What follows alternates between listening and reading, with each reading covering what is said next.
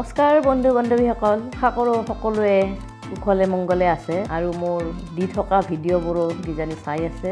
আজি মোৰ স্পেচিয়েল ৰেচিপিটো হৈছে গৰৈ মাছৰ পুৰা পিটি। তাৰ বাবে মই লৈছোঁ দুটা গৰৈ মাছ পুৰি লৈছোঁ, দুটা পিঁয়াজ, 3 ফুটা নহৰু লৈছোঁ, আদা দুটুকুৰ লৈছোঁ, দুটা শুকান জলকীয়া আৰু ধনিয়া লৈছোঁ। মই আটাইখিনি পুৰি লৈছোঁ, ধনিয়াখিনি কেৱল আছে কেঁচাই, সেইখিনি পিছত দিম। এইবাৰ মই মাছৰ লগতে পুৰি লোৱা সামগ্ৰীখিনি গোটেইখিনি মিক্সাৰ গ্ৰাইণ্ডাৰত দি পিচি ল'লোঁ।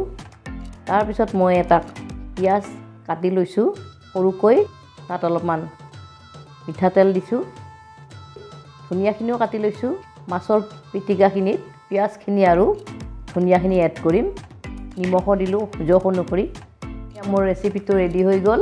যিসকলে প্ৰথমৰ পৰা চাই আছে শেষলৈ তেওঁলোকে খাবলৈ চেষ্টা কৰিব, খুবেই ভাল লাগে, বৰ টেষ্টি হয়। লগতে মই আশা কৰিছোঁ আপোনালোকে সকলোৱে লাইক, শ্বেয়াৰ আৰু কমেণ্ট কৰিব বুলি মই আশাৰে বাট চাই থাকিলোঁ। ধন্যবাদ।